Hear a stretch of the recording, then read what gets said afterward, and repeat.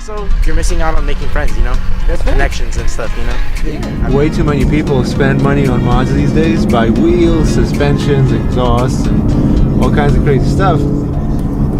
But this is the essence, I think, of what we should be doing. I think a lot of car guys talk about having fast cars and stuff, but they never experience what it's like to actually beat the crap out of them. And that's what I want you guys to come along for.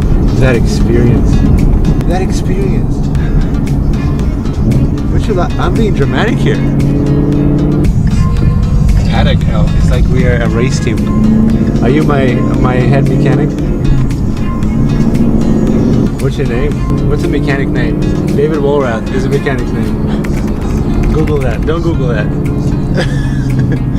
I've just been asked if I have a Subi too. El, do I have a Subi? Look at all these chickens. Look at all these chickens. This is my instructor, Bob. How you doing? I would say I want you to learn how to be really conscious of the cars around you.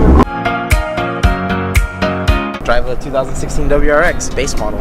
Base model. I like that. With 60,000 miles on it. 60,000 miles. Yeah. I was, just driving home from work one day at about 55,400 miles. I dropped it in like 5th gear, just getting on the freeway, and just floored it. And then all of a sudden, I lost all my propulsion, and there went my short block. So, and then that whole process took like 2 months. I had to take the car home, get all my mods off of it. Basically, well, it was just intake. Allegedly. Yeah, intake and radiator. That's all I took off. I took the car with suspension and brake mods to the fucking dealership. Can I swear on? Can I cuss on this? You're good, yeah. Okay. Yeah, and then on the way to this track day, my first track day with this new short block, I hit 60,000 miles on the way down here. So no more beautiful way to say goodbye to a warranty than a track day. This is why he's only running short sessions, because he doesn't want it to blow up. Yeah. I'm running like 5-10 minute sessions.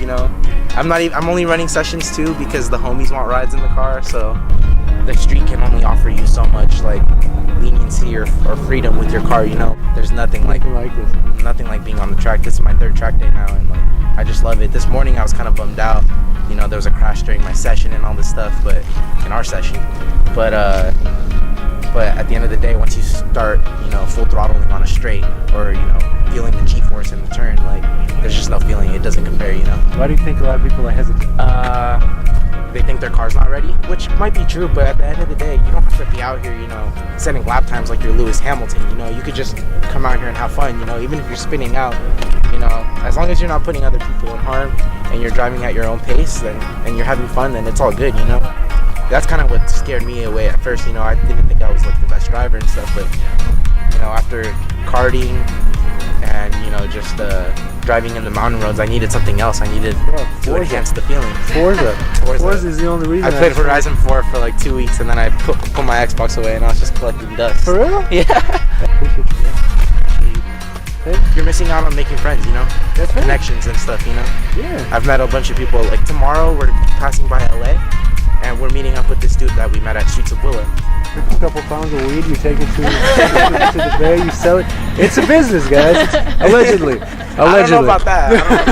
He's like, no. Nah, we can't take half a pound. We'll smoke that shit on the way to the Bay Area.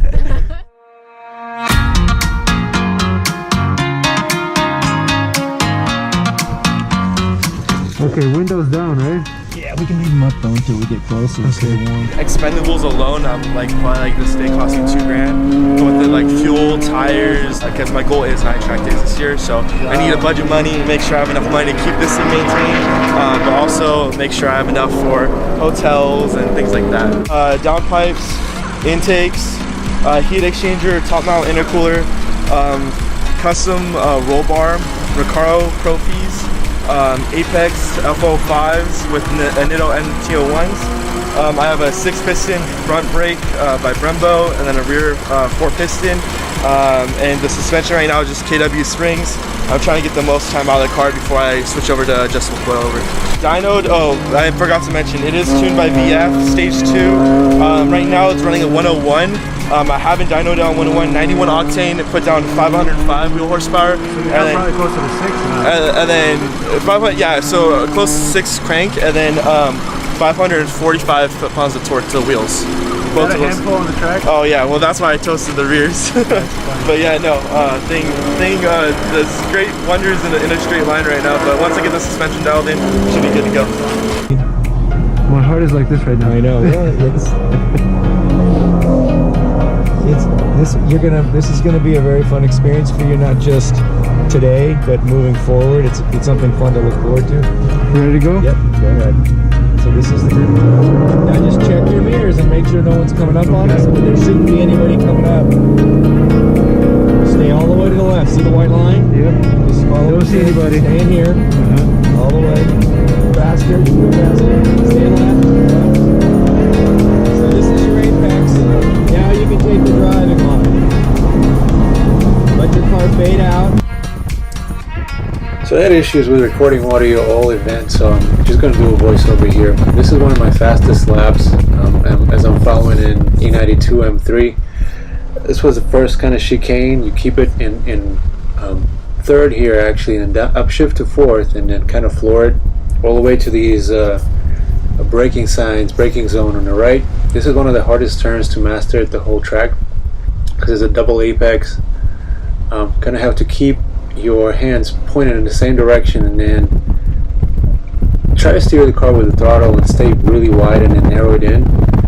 Stay still in fourth here, still in fourth actually for this chicane, not chicane, for this 90-degree turn, so to speak, also very wide. This is one of the most fun straights where you stay in fourth. This is where actually I would catch most cars, not this one though, because it basically had the same amount of power. This is heel toe downshift into where everyone likes to spin out. Kind of downhill going, off camber as they call it, I guess, corner. Don't know the technical terms. This is the fun one when you stay in third, stay wide. The car really likes to get loose, as you can tell right there. Upshift into fourth, hammer it down the straight, and going into another set of kind of right-left chicanes. I keep calling them that because I don't know what else to call them. I believe I stayed in fourth here, and this is the part of the track that is kind of famous. This is the bowl. I don't know if that's right or not, but I think the fastest way for me was to still stay in fourth gear. I did most of the track in fourth here. Get pretty high up in speed there, you know, probably doing 90 to 100 by the time you get out. See here I'm gaining on him a little bit, and I think I'm throughout here staying in the same gear, trying to get my line good. This is one of the hardest turns for me because you have to be really hard on the brakes and downshift into third. I always was afraid because you're going pretty fast. I was always afraid to over rev the motor. Again, gets kind of loose here. It likes to get loose if you stay in third. Bump this curb a little bit, hammer it down the straight, and this is when I think I'm going to actually catch him. Hard on the brakes here, pretty bumpy. Have to go kind of wide. The car likes to slide here as well. And I think I'm sticking, and he goes, "Hey, you got her, buddy." I was pretty excited about that. I actually gave him a thumbs up because he was fast, man. He was really fast. I also wanted to show you what happens when you go full Ricky Bobby.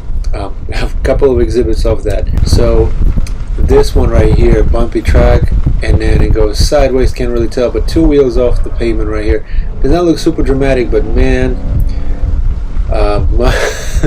I was terrified in this particular moment. The next one, I actually have the SS pass me here. That's unfortunate. I never caught him. I ran the best time of a 2:14 here in a 2:12.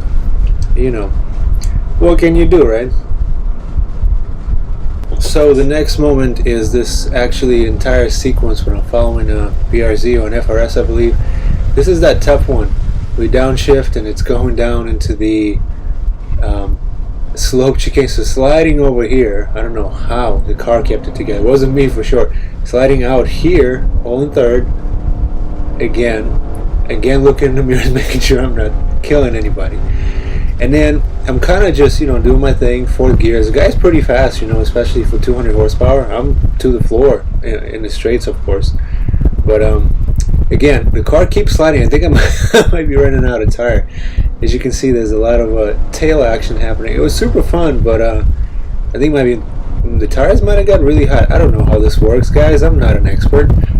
But this entire sequence, you know, I really tried. I mean, was doing everything that I was doing all day, but maybe the pressures were wrong. You'll notice here I'm sideways a lot, like right here. Again, the car catching everything for me. Good downshift right here. Eventually I do catch the guy. I mean, it'd be kind of embarrassing if I didn't, but I went a couple of times, went full Ricky Bobby. It's fun though. It's super fun when you get to test it out, what the limit is, and that's how you learn. That's how you learn what you can do, what your car can do. That's the amazing part about all this. Oh, I wasn't recording. So we just gave a whole speech and I wasn't recording. Well, what did I just find? A patty melt. Wow, you really got Anyway, I just ran a 218, which is about 16 seconds faster than my first lap that I did. I'm just great at everything, basically, except holding the camera. You're just subpar at that. Very subpar. But look at this. Intermediate. It's beautiful, beautiful day. Oops. Look at those mountains. That's what I'm trying to show. That's what you're trying to show. Best time ever. Decent, some sort of sandwich burger thing. Just everything pretty good. To entry to just, there's a little bit of maybe nervousness and cost with it because it's pretty expensive to go out to the track for the weekend. And just maybe if you don't have a win, I remember when I was first getting into it right out of college, like there's not a lot of guidelines on how to like go to a track event. Like maybe you can Google the events, but it seems pretty daunting when they talk about the rules and regulations and that sort of thing. I think a good first step is autocross. That's what I did as well. I think those are a lot easier to enter whether you do it with the SCCA or like a local group. They're just a lot easier to enter. They're cheap too, you know, 25 or 50 bucks. So you don't have to throw in a lot of money and you can at least see what the crowd looks like because I think that'll get you more and more hyped for some of the bigger events. Like a sim racer is fun on a PlayStation or whatever. This is incredible. The adrenaline, the reward. I don't know how to exit. This is exit. Just the fact that you keep getting better and better and better, more confident, and now your ass is sliding out, and you feel like fucking God out there. It's and apparently I'm pretty good. I'm number 4 in my whole fucking class. How many people was it? You know? Like 30? It was like 30 people. I'm number 4. I was faster than M3, E92 M3. Was a skinny guy behind the wheel.